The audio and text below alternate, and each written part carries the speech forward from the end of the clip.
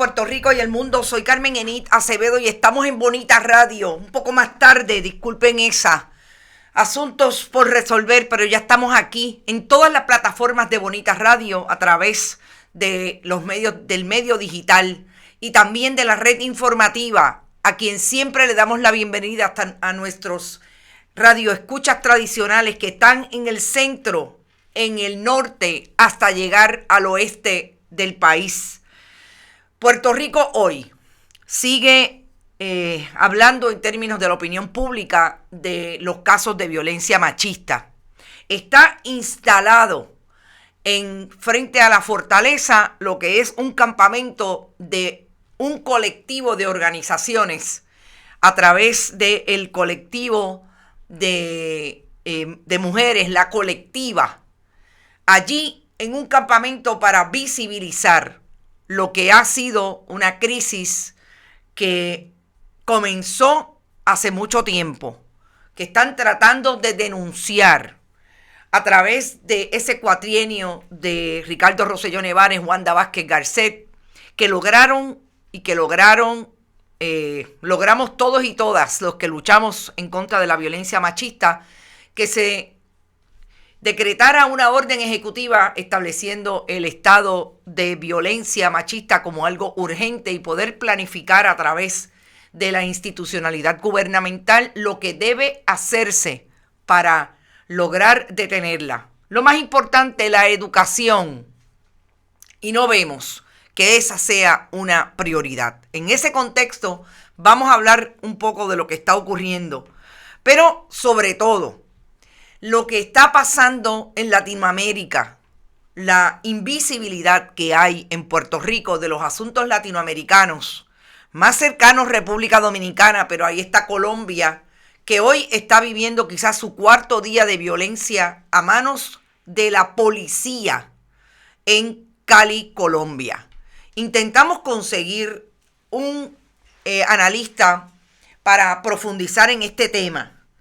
Y creo que por la tarde es posible que tengamos a una activista de Amnistía Internacional allí en Colombia para conversar con ella sobre lo que está ocurriendo después de la reforma tributaria del gobierno colombiano. Vamos a hablar sobre eso y también vamos a hablar de los remanentes que quedan como antecedentes al caso de Félix Verdejo Sánchez en el Tribunal de Estados Unidos en Puerto Rico en el contexto de un caso de violencia de género. ¿Se recuerdan ustedes a Edisamir, aquel policía que fue condenado a cadena perpetua después de un tiempo, la desaparición de Yesenia Ortiz, la que era su esposa y con quien había tenido una niña que hoy tiene 21 años. Vamos a hablar de ese antecedente porque nos parece importante compartirlo. Compartan. Estamos en bonitasradio.net. Allí usted puede donar a través de PayPal y tarjetas de crédito. También puede hacerlo en la Fundación Periodismo Siglo XXI en su ATH móvil.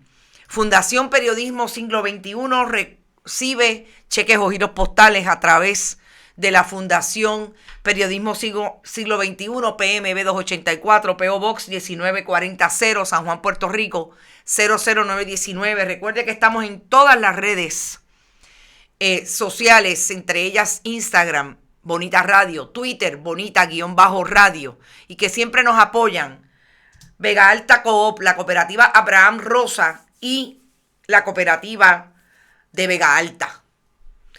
Vamos a empezar por lo que dijera que me parece importante contextualizar y que leo esta mañana alrededor de la investigación que está haciendo la rama judicial sobre todos los extremos que se dieron alrededor de el asesinato de una joven ponceña, Amanda, Dios mío, ¿por qué será que siempre le cambio los nombres? Andrea Ruiz Costas. El caso de Andrea motiva la reflexión de hoy, por lo menos, una ex jueza del Tribunal Supremo, cuando habla del deber judicial. Por lo menos ese es su titular. La jueza que se jubilara el pasado mes de diciembre, Anabel Rodríguez, hace una columna en uno de los diarios de circulación general, hablando y comentando esta situación en la que se colocó la rama judicial cuando trasciende que Andrea habría ido a los tribunales, por lo menos en 2 ocasiones, a tratar de conseguir alguna vindicación de sus derechos a estar viva. Yo estoy leyendo no solamente la opinión de la jueza, sino lo que me parece más importante, las diferentes reacciones y las diferentes miradas que le están dando al caso de Andrea con relación a la intervención judicial. Y yo ayer por la tarde decía que es importante saber y conocer con rapidez la investigación y lo que ocurrió allí en esa sala, que aparentemente, según lo publica hoy el compañero Benjamín Torres Gotay, fue una intervención virtual que tuvo la jueza con Andrea cuando insiste en obtener una orden de protección. La jueza Anabel Rodríguez dice: a raíz de los sucesos recientes que involucran actuaciones judiciales cuyo resultado fue dejar desprovista la protección alguna a quien buscó nuestro auxilio, hay quien ha criticado las medidas tomadas por la rama judicial.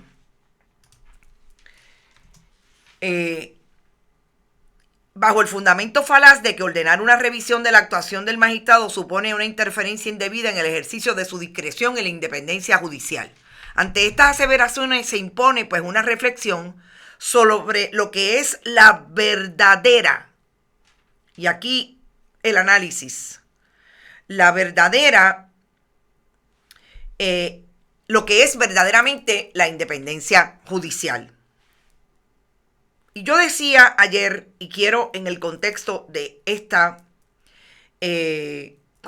comentario hoy de la juez Anabel Rodríguez, que aquí han habido diferentes actores con relación a la intervención judicial en este caso, y que es lo que está clamando de alguna manera la opinión pública, que se aclare sobre el principio de que hace un tiempo estamos viendo a una rama judicial leniente con relación a los casos de violencia doméstica.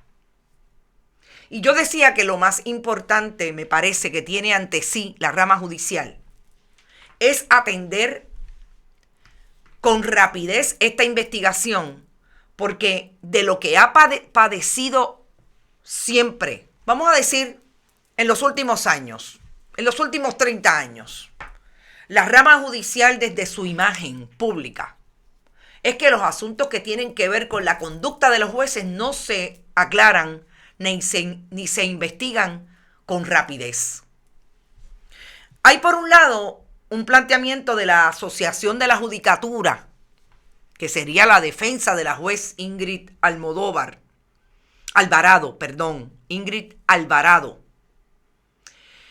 que establece ese argumento que está trayendo la jueza Rodríguez con relación a la independencia judicial. Y por otro lado está el Departamento de Justicia echándole leña al fuego a esas críticas de la rama judicial, estableciendo que es la rama judicial la que determinó no darle la orden de protección a esta joven. Me parece que es más importante que miremos el panorama de una rama diciéndole a la otra la culpa es tuya, cuando las dos deberían traer la reflexión a nuestro juicio de qué es lo que estamos haciendo mal cada una. Ya la rama judicial dice que está investigando. ¿Cuándo va a investigar Domingo Emanueli lo que pasó con ese fiscal? ¿Cuándo va a investigar el Ejecutivo lo que no hacen los fiscales, las fiscales del Departamento de Justicia? No solamente en los casos de violencia doméstica. Conversaba yo con una amiga esta mañana que en efecto la ley no establece que el fiscal puede ir por encima de la víctima. La ley de violencia doméstica, pero es que no se trata de la ley de violencia doméstica, es cualquier delito, porque el interés del pueblo va por encima del interés de esa víctima y a quien representa la figura del fiscal y la fiscal es al pueblo. Y el interés del pueblo es mayor para que se le vindiquen los derechos a todos los diferentes sectores del pueblo. Así que me parece que este tirijala de no, la culpa es tuya, es hasta cierto punto vergonzoso. Lo que debería estar mirando el Ejecutivo y la rama judicial es la reflexión al interior de lo que estamos haciendo mal. Yo creo que la juez Maite Oronos picó adelante y dijo, no, yo voy a asumir mi responsabilidad. Y mi responsabilidad como jefa administrativa de la judicatura es definitivamente investigar y traer a la atención del país lo que se hizo y por qué se hizo.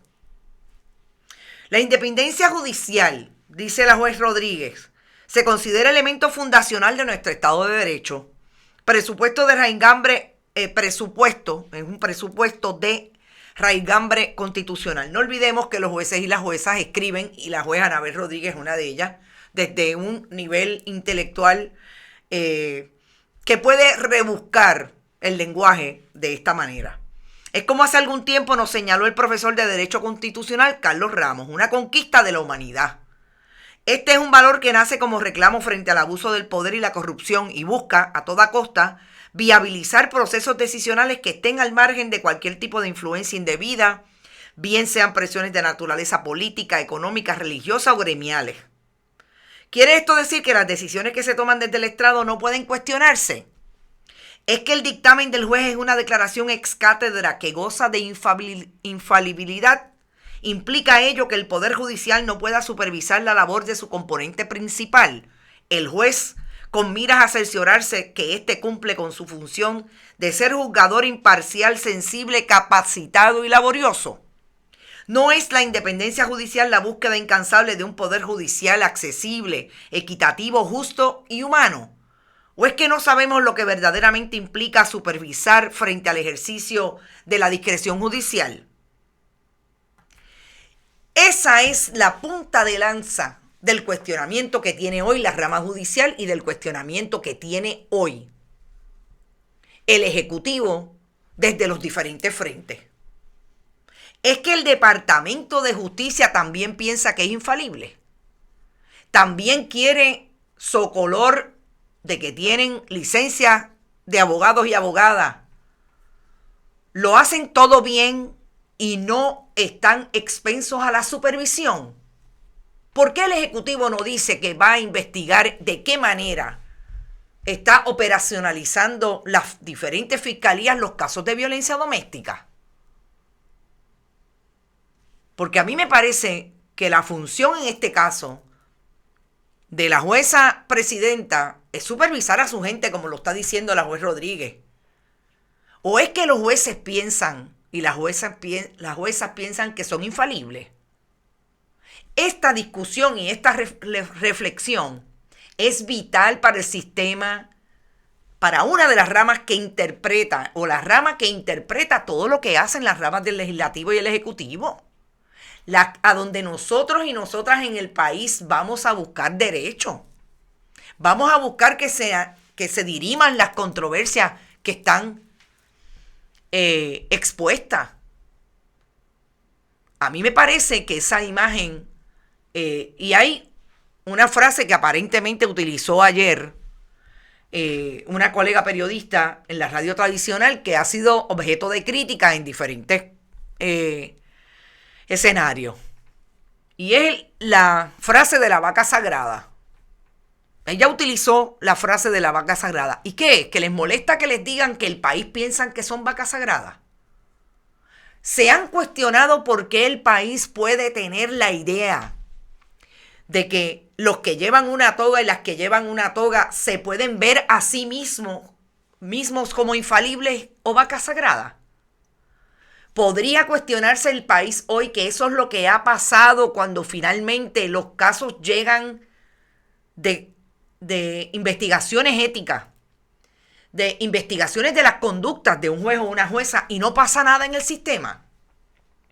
A mí me parece que más allá de utilizar la tragedia que vive el país y dos familias específicamente con relación al asesinato de sus hijas a manos de la violencia machista, lo que tendrían es que pensar qué piensa el país de nosotros cuando nos vemos y nos colocamos en estas controversias. ¿Por qué el país piensa y no le da la oportunidad a la investigación, a que salga, que sepamos qué fue lo que pasó, y piensa a prima facie que la jueza lo hizo mal cuando no atendió el reclamo de una mujer víctima de violencia machista? Yo creo que esas son las preguntas que tendrían que hacerse a nivel institucional, individual. Yo estoy segura que hay jueces y juezas que lo hacen.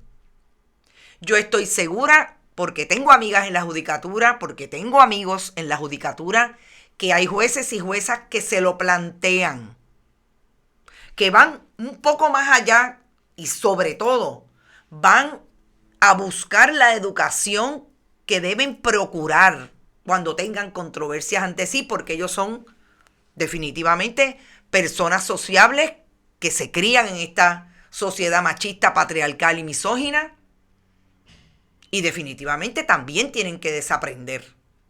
Pero despacharlo como que es que están interviniendo con la independencia judicial, como muy bien podría decir un profesor o una profesora, de que están interviniendo en la libertad de cátedra, me parece que ya no estamos en esos tiempos. Ya no estamos en el tiempo del silencio y del secreto. Ahí están las maneras en que el país se está informando y comunicando a través de, como dije ayer, de mecanismos que son casi en tiempo real. Y así como hay una responsabilidad, sobre todo de nosotros los medios de comunicación, de traer la información contextualizada, de traer la información correcta para evitar las injusticias que se pueden dar en ese tiempo real.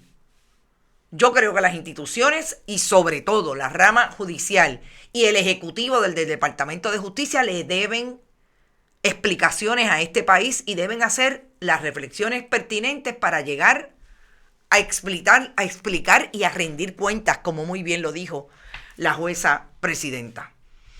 Manuel Vargas dice: mentira, los políticos sigan nombrando, mientras los políticos sigan nombrando a los jueces, no habrá justicia para el pueblo. Ellos están ahí para proteger al Ejecutivo y su gobierno. Esto lleva décadas y pasan la página, es hora de que sea el pueblo quien elija a los jueces. Interesante tu planteamiento, y sí, yo creo que la política partidista le ha hecho mucho daño a la composición de una rama que, como digo, es el último que interpreta todas las controversias, en el último que interpreta las acciones o no acciones del Ejecutivo y del Legislativo. Concurro, se acabaron los secretos, hay que sacar todo a la luz pública, caiga quien caiga, que rindan cuentas, dice Rosa Banch. Gracias, Rosa, por tu comentario, siempre gracias por tu apoyo. Adalberto, el país lo ve así, porque todo lo que elijan es a su favor y a beneficio, y que sean heredados para sus familiares y miran a ciudadanos común por encima del hombro. Yo insisto, no puedo pasar y no me gusta pasar la tabula rasa, porque creo que hay gente que lleva muy bien esa toga. La historia nos habla de ellos y de ellas, y ahí han estado, y estoy segura que en este momento también. Pero el cuestionamiento tiene que ser para ir a limpiar y hacer responsables a quien tenga que ser responsable.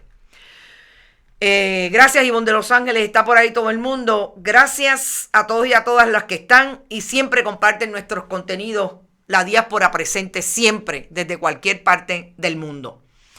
Y para ir entonces a no dejar este tema, para ir enfocarnos en el tema colombiano. Yo quisiera también traer un precedente que no quiero que se me escape de lo que está ocurriendo con la violencia machista en estos días en que hemos perdido la vida de 2 mujeres a manos de esa violencia. Por un lado, nosotros en 1999, y estamos hablando de hace 22 años, también atendimos a un caso bien público que se conoció como el caso de desaparición de Yesenia Ortiz Acosta.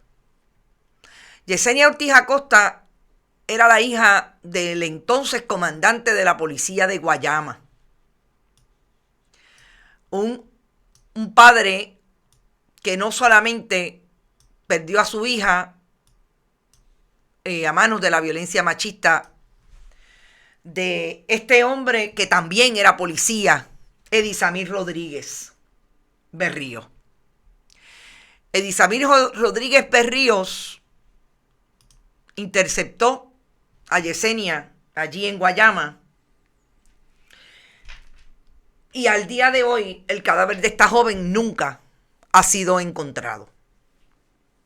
Este caso no solamente fue de mucha discusión pública por el mero hecho de que era ese caso horrendo de violencia machista, sino porque todo lo que se investigó desde el primer momento ubicaba a Edisamir Rodríguez no solamente cometiendo el carjacking, lo que le dio jurisdicción a las autoridades de Estados Unidos en Puerto Rico, sino que en aquel momento su padre era un reconocido policía del área de la unidad marítima de Guayama y habría sido desde el día 1 el comentario puntual de que Edisamir había utilizado una lancha para desaparecer el cuerpo, el cadáver de su esposa.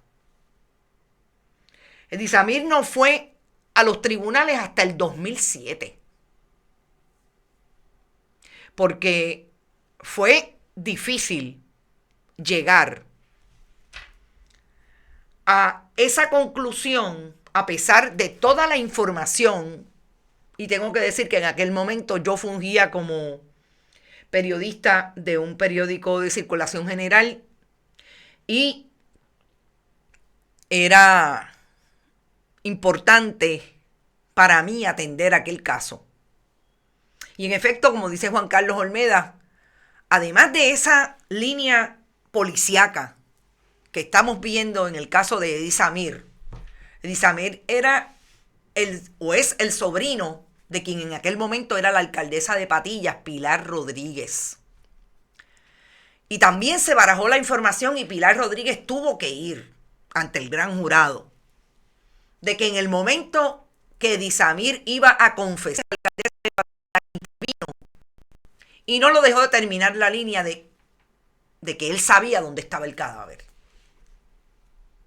Fue un caso, como digo, bien público, pero sobre todo por todas esas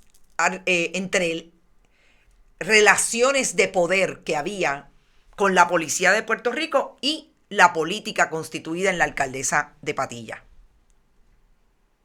En el 2007, este joven fue sentenciado a vida, porque aun cuando no había cuerpo, una testigo trajo la disolución del caso cuando testificó que vio cuando Edisamir le estaba dando a su entonces esposa, de la que le estaba separado, Yesenia Ortiz Acosta, allí en el lugar donde se alega o se alegó siempre que fue que la interceptó y hubo un carjacking. ¿Por qué yo traigo este asunto como un antecedente? Primero, en el caso de Edisamir nunca se certificó el caso como uno de pena de muerte. La fiscalía así no lo buscó. Siempre me dio la impresión porque en efecto no había cuerpo, nunca se ha encontrado el cadáver. Y por otro lado, por lo que ha sido una crítica en este caso que nos estamos atendiendo desde el pasado viernes, que es lo mediático que ha sido el caso de asesinato de Keishla Marlene Rodríguez Ortiz. Porque el escenario de lo público se ha constituido de una manera bien diferente en este caso, y de qué manera nosotros podemos traer lo que es más importante en materia de la discusión, dejando de alguna manera lo que el entretenimiento puede buscar y en lo que se puede caer con una tragedia como lo que está viviendo el país en relación a los últimos 2 casos, 3 casos, 4 casos. Me acaba de decir una internauta que hay una mujer desaparecida en San Sebastián. Hablamos ayer del caso de la mujer que fue apuñalada en 13 ocasiones por un convicto de la masacre de Calley del 2014. O sea, no tiene tregua, no ha dado tregua. Y la discusión pública debería, en efecto, profundizar en dónde están los diferentes elementos que nos pueden llevar desde la educación hasta el manejo de los asuntos de violencia machista en las diferentes instituciones, entiéndase justicia, rama judicial. Y sobre todo desde el Ejecutivo en su proyecto, si es que tiene alguno, con relación a detener, a ir trabajando para que las diferentes instituciones del Ejecutivo respondan hábilmente a lo que es un problema de salud pública, la violencia machista. Nosotros hemos escuchado en algún momento el cuestionamiento de dónde está el Departamento de Salud en la intervención de los casos de violencia. La mujer que este hombre en el barrio Carola de Río Grande le dio 13 puñaladas está recluida en el Centro Médico de Río Piedra. ¿Cuál es el protocolo del Departamento de Salud para intervenir con víctimas de violencia machista cuando están institucionalizadas? ¿Hay alguno? Otro cuestionamiento. El caso de Yesenia, la joven coreógrafa, también el asesino fue policía y el cuerpo tampoco apareció. Dice Cintia, también la asesinó por celos machistas. Yo no recuerdo si era policía, pero recuerdo muy bien ese caso. Y de hecho, él está preso porque el cuerpo nunca apareció, lo encontraron, pero encontraron sangre y pudieron determinar que era de ella en la camioneta en que aparentemente utilizaron para remover el cadáver, y la camioneta era de él. Así que sí, esos son los antecedentes, pero lo más importante, la responsabilidad de cada uno de nosotros de procurar que en la fiscalización de lo que estamos haciendo los medios de comunicación y las diferentes coberturas, podamos ser no solamente sensibles, traer la información que realmente nos va a dar las garras para poder seguir venciendo desde la educación el asunto de la violencia machista. Porque yo creo que a eso es lo que todos debemos aspirar. Nadie quiere levantarse un fin de semana y estar recibiendo información que realmente deprimen en ocasiones y todas las imágenes que se puedan dar, porque hay un deber del periodismo de hacer un trabajo y perseguir la información. Sí, estamos de acuerdo, hay que perseguirla de una manera responsable, todo eso, pero nadie quisiera. ¿Y cómo lo combatimos? ¿Cómo se supone? Pues hay que seguir cuestionando.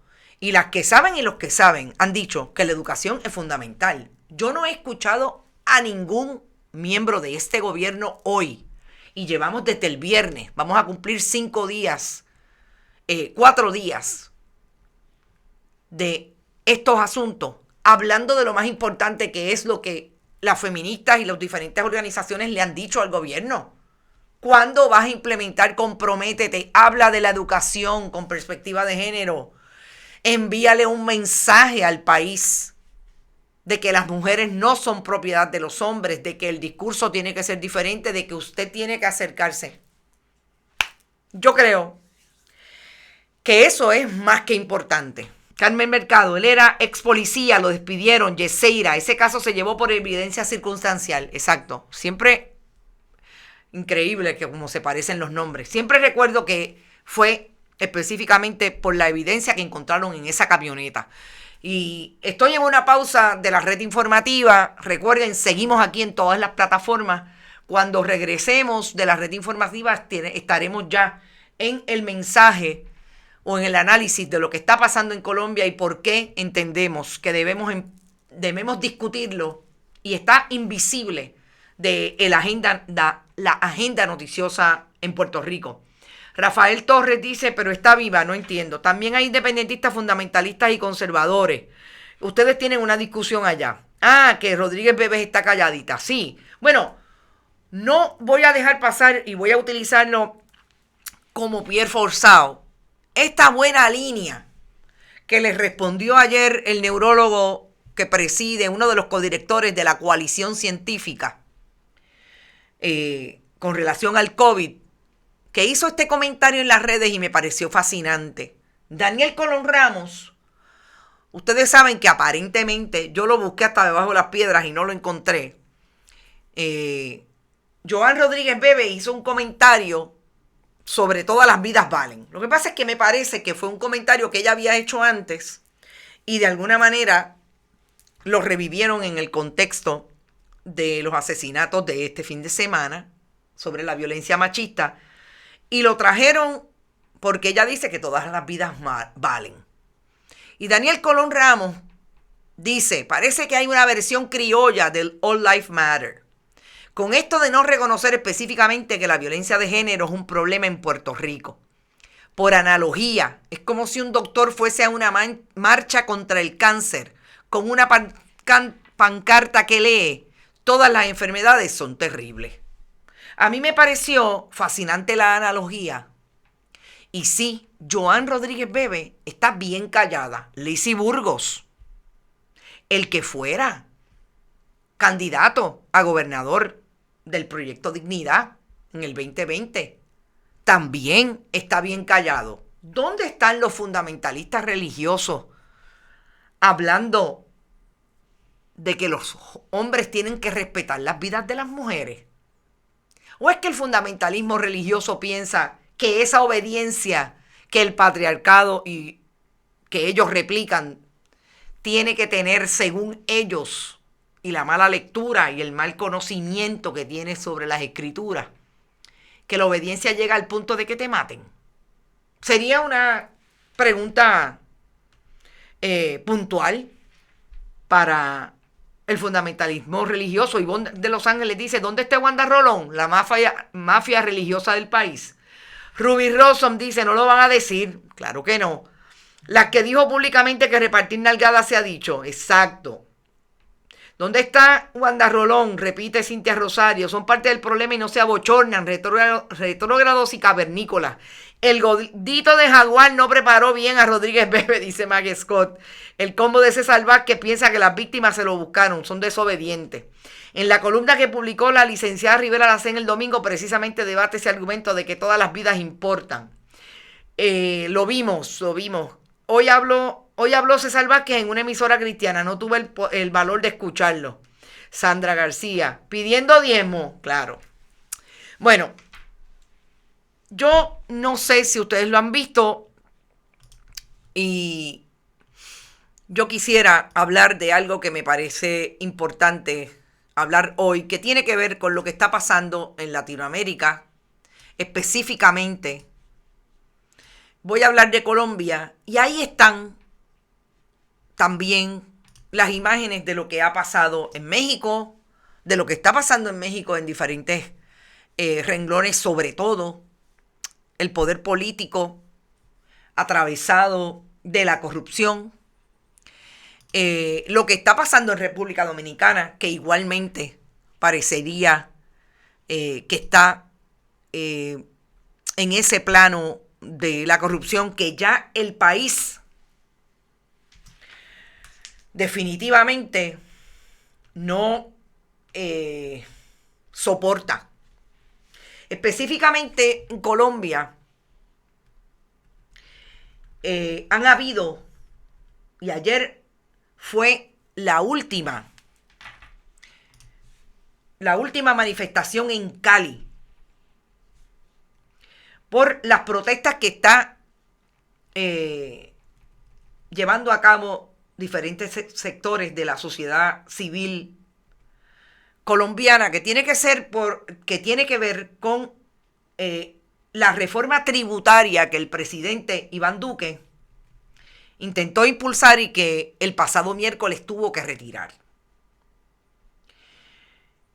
Según la prensa internacional, entre ellas el periódico El País, todo lo que publica las diferentes conglomerados mediáticos en Colombia,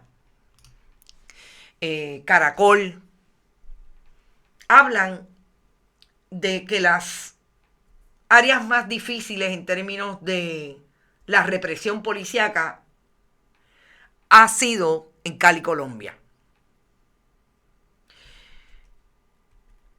El periódico El País dice: se escuchan disparos que retumban en la oscuridad, carreras y gritos. Colombia ha vivido durante la madrugada de este martes una nueva jornada de violencia en las calles que ha alertado a los organismos internacionales. Y aquí lo que me parece más importante, las Naciones Unidas acaban de enviar un alerta de lo que está ocurriendo en Colombia, en Cali específicamente. Hay 19 muertos y más de 800 heridos desde las protestas del pasado miércoles. Colombia lleva por lo menos 6 días. En Cali es lo más difícil. Los enfrentamientos entre la policía y manifestantes han sido constantes. Hay imágenes de carros blindados dispersando con las multitudes gases, etc. La Oficina de la ONU para los Derechos Humanos dijo que sus responsables sobre el terreno han sido testigos de uso excesivo de la fuerza por parte de la policía. Y este es el comunicado, y a quienes lo quieran ver está en las páginas de las Naciones Unidas. La portavoz de la oficina, Marta Lamas, en una rueda de prensa aseguró que los agentes utilizan munición real, golpean a los manifestantes y hubo detenciones en el contexto de una situación tensa y volátil en la que algunos participantes de la protesta también han sido violentos. Y tengo que decir que Marta Lamas, que es la portavoz de la oficina de las Naciones Unidas en Colombia, es una mexicana feminista, una mujer, por lo menos entiendo que Marta debe tener 70 años, que ha vivido esto antes en México. Y yo quiero hablar con algún observador y sobre todo con algún analista de la situación de Colombia desde el punto de vista más sustancial, y eso es una conversación que tengo pendiente. Pero yo quiero traer el asunto de Colombia y lo que están pasando, lo que está ocurriendo en diferentes partes de Latinoamérica, para cuestionar la invisibilidad que ha tenido este tema, no solamente latinoamericano, en este momento de este tipo de violencias que se está dando desde el Estado en Colombia. Es que parecería que la opinión pública que se genera desde los medios de comunicación no quieren mirar lo que está ocurriendo en Latinoamérica. Es la mirada hacia el ombligo, como también hablaba con esta amiga esta mañana, que nos deja hasta cierto punto en un desfase, como si Puerto Rico viviera así como una isla que es enajenada de todo lo que ocurre a nuestro alrededor. Y si es más terrible con relación a los medios de comunicación y a la cobertura que no se hace, es más terrible también de lo que viene desde los gobiernos, no solamente en Puerto Rico. Yo no he leído, y si ustedes lo han leído, y me dedico desde esta mañana a buscar diferentes informaciones que me ubiquen en qué ha dicho Estados Unidos, qué ha dicho la política internacional sobre lo que está pasando en Colombia. Que volvemos. Lo peligroso de que estemos viendo o que empecemos a ver otra vez lo que ha sido una constante en las diferentes manifestaciones del pueblo, que sabemos que en Puerto Rico nos ha tocado una parte de lo que es que el Estado asuma que la protesta hay que reprimirla. Y estamos hablando aquí de que están utilizando balas vivas, están utilizando disparos contra la población civil. Ilustrar la represión de Estado es contraproducente a los intereses del capital, dice Ricardo Vargas Molina. Muy distinto si ocurriera en Venezuela. Exacto. Claro, hay que ver cuáles son los intereses de esos gobiernos con relación al gobierno de Iván Duque. ¿Qué es lo que hay ahí planteado? O sea, eso es lo que yo quisiera profundizar y les prometo que lo voy a hacer porque es lo que quiero hacer con algún analista, alguna persona, de hecho, observador y observadora desde los derechos humanos igualmente. 24/7 en vivo. Bueno, me imagino que estás hablando de Robert Baldwin. No sé si estás hablando de Caracol. Sí, Caracol tiene un canal que obviamente, dependiendo del plan que usted tenga, volvemos aquí al acceso a la información, lo puede ver o no lo puede ver, pero sí, obviamente Caracol sí tiene imágenes, pero estoy hablando de los medios en Puerto Rico y igualmente. ¿Y Estados Unidos ha hecho algo sobre Colombia? Que yo haya encontrado, no. Si alguien lo ha encontrado, que me digan. No, ¿qué importa? Es la dictadura venezolana. Exacto, esas son las diferencias. Esos gobiernos de ultraderecha son terribles, son dictaduras. Ahí es donde yo me ubico. Realmente, ¿qué es lo que está pasando? ¿Por qué no están hablando? ¿Por qué no se está hablando de lo que también pasa en México? Que lo puede venir a sustituir con todas las diferencias que tenemos de fondo con el gobierno de López Obrador. Aparentemente un gobierno igualmente de derecha. Guapa se está durmiendo sus laureles, pero hoy perdieron los derechos de transmisión del baloncesto superior nacional, dice Mac Scott. No sabía eso, Mac. Me imagino que Rodrigo Otero Goico lo dirá en breve. Aquí no se habla del exterior apenas. Yo veo Antena 3 y España. Exacto, Carmen Mercado. Hay que buscar esos otros referentes mediáticos, porque si no, no te enteras de nada de lo que está pasando en el mundo. Tarde, pero digo presente. Gracias, Mariel Rodríguez Caloca. Robert Baldwin en Perú. Me imagino que entonces estás hablando de la otra transmisión. Y por eso yo quería traer el asunto de Colombia, porque me parece que hay que discutirlo. Cómo nos insertamos nosotros a mirar lo que está ocurriendo en el mundo. Ahí está Brasil, una derecha fundamentalista. O sea, si vamos a hablar de la región latinoamericana, es esas realidades que se están dando allí, esas discusiones que aquí parecería que nadie quiere enterarse de lo que está ocurriendo en los países latinoamericanos y que son vigentes a la realidad de Puerto Rico igualmente. Sobre todo con la relación que nosotros tenemos como colonia con Estados Unidos y cuáles son los entramados que se dan entre esos gobiernos y el de Estados Unidos. ¿Cuáles son las miradas? Aquí no se habla del exterior, ya lo dije. El ataque a la ultraderecha peruana conjunta con la supercorrupta Keiko Fujimori y los neoliberales contra Pedro Castillo. Sí, me estás hablando entonces de lo que está pasando en Perú, que es igualmente preocupante. Y ahí está. Keiko Fujimori. Compartan, dice Ruby Rosen. El grafitero se declaró hoy culpable del asesinato de Valerian en Ponce. Gracias, Carmen Mercado. Hablando de violencia, ahí está. Ese es otro caso en Ponce. ¿Gracias a qué?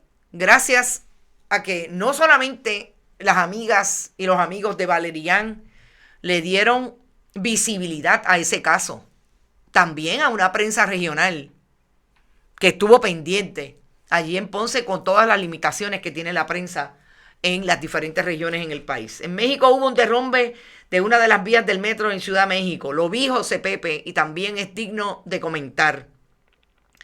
Y parecería terrible el número de muertos, 23 personas. Los otros medios han adoptado la cultura mediática de la coma, dice Rubén Morales. Saludos, Rubén. Tenemos opciones serias como Bonita Radio. Adelante. Gracias a usted siempre, como siempre. El mundo va dirigido al fundamentalismo, nazismo, neoliberal, peligrosísimo. ¿Por qué yo digo que son escenarios importantes para analizar y traer?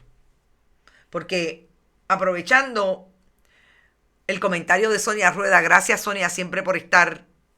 Peligrosos todos estos gobiernos de ultraderecha fundamentalista, no hay democracia ni de derechos. Esos gobiernos fundamentalistas de derecha que estamos viendo, que utilizan la militarización de la militarización en contra de la protesta de la ciudadanía. Casi todos tienen sus protagonistas una Biblia debajo del sobaco. Es el fundamentalismo religioso el que justifica para ellos el que estén reprimiendo al otro, que siempre lo visibilizan y lo traen como el Dios versus el diablo. Esas son las imágenes que se utilizan de fundamentalistas en México, del fundamentalismo peruano, del fundamentalismo y de derecha en Colombia, en Brasil y en Puerto Rico.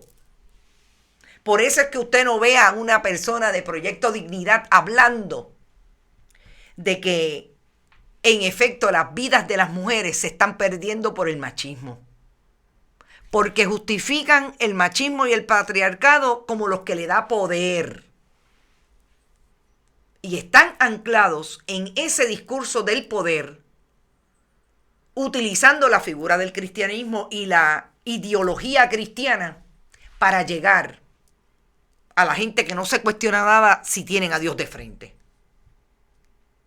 Y a mí me parece que hay que seguir repitiendo que si usted va a hacer buen juicio y buena lectura de los principios y los preceptos del cristianismo, no están para nada de la mano de las Lizzy Burgos y de las Joan Rodríguez Bebe, de las Cristo Inc. o del fundamentalismo católico. No, las lecturas son de equidad, las lecturas que viene a proponer ese cristianismo que está ahí y que las personas que crean y lo manifiesten como su ideología en términos espirituales deberían mirar lo que realmente dice en favor de la paz y de la equidad y en contra y en la denuncia siempre de los que van violentamente contra el otro o la otra. Y eso hay que mirarlo, porque no está lejos de este país. Está aquí entre nosotros. Y salieron electas en la legislatura. Salieron electas y hablan desde ahí, desde el odio. Hablan de darle nalgadas a los niños y a las niñas. ¿Dónde queda el mandamiento de amar al prójimo como a ti mismo? Robert Baldwin, 100%. Resurgen porque no hay educación y se les facilita manipular a las masas. La pobreza y la educación son factores claves a favor de los fundamentalistas. Por eso las quieren pobres o los quieren pobres. Estos fundamentalistas van muy rápido, con la Biblia debajo del sobaco.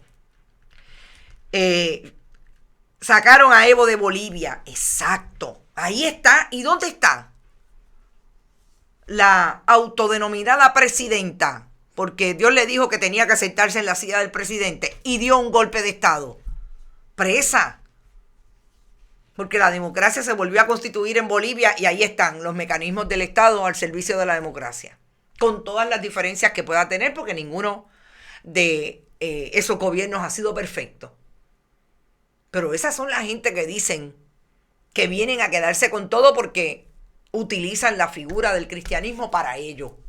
Y en efecto, yo creo que la educación es fundamental. Fíjense cómo vamos de la educación de lo que es la perspectiva de género, lo que es la violencia machista, a poder educarnos para poder leer a los que verdaderamente vienen a empujar y a oprimir y a disparar desde las figuras represivas del Estado contra las protestas de los civiles y ciudadanos del país. Gracias a Dios el MAS ganó otra vez en Bolivia, así es. ¡Viva la Pachamama! Gracias, Robert Baldwin. ¡Viva la tierra! Presa, Carmen Mercado. Estos fundamentalistas están muy cómodos en sus puestos de poder y no lo van a soltar tan fácilmente. Eso es cierto.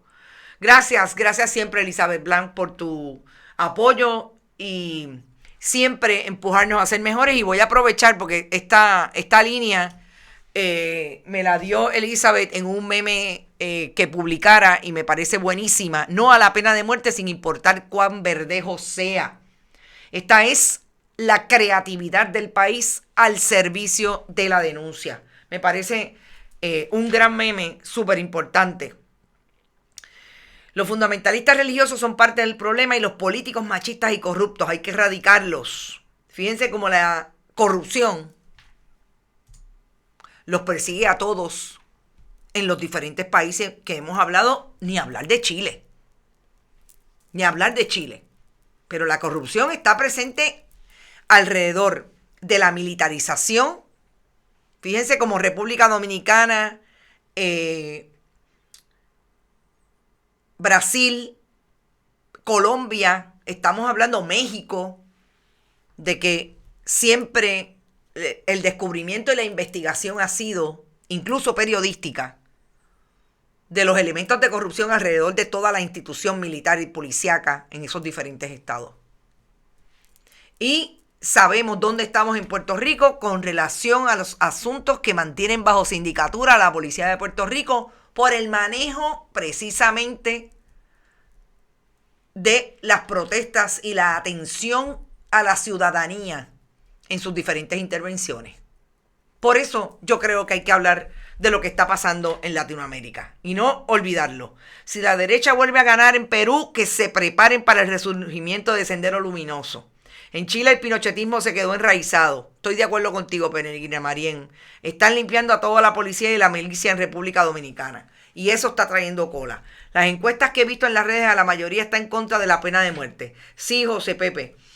Yo no creo que lo que pase en el caso de Verdejo Sánchez llegue a ese segundo jurado para buscar la pena de muerte.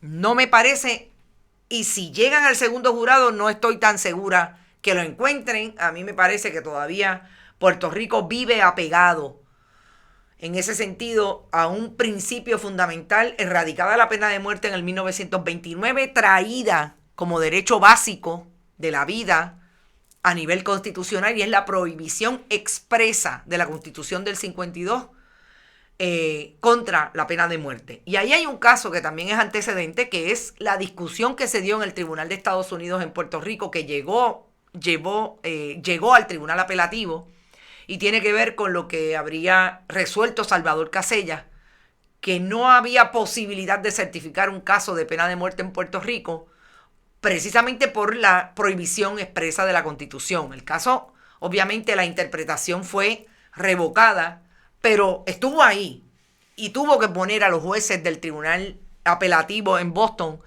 a manejar el asunto de la diferencia entre un pueblo que no admite la pena de muerte y la posibilidad de aplicarla en Puerto Rico por la relación de Estados Unidos con Puerto Rico. Nosotros nos vamos, son las 12, me quedé un poco más porque definitivamente entré más tarde. Recuerden que estamos en bonitasradio.net, compartan todos nuestros contenidos. Vayan a Bonitas Radio en la red bonitasradio.net, de allí pueden donar a través de PayPal y tarjetas de crédito. Pueden hacerlo a través de la Fundación Periodismo Siglo XXI en su ATH móvil, que también recibe cheques o giros postales a nombre de la Fundación, PMB 284, PO Box 19400, San Juan, Puerto Rico 00919. No se olviden que también estamos en todas las redes sociales, incluida Twitter, Bonita-Radio, Instagram, Bonita Radio. En Bonita Radio estamos también tipo podcast, iTunes, iVoox y Spotify. Allí nos escucha tipo podcast y en YouTube.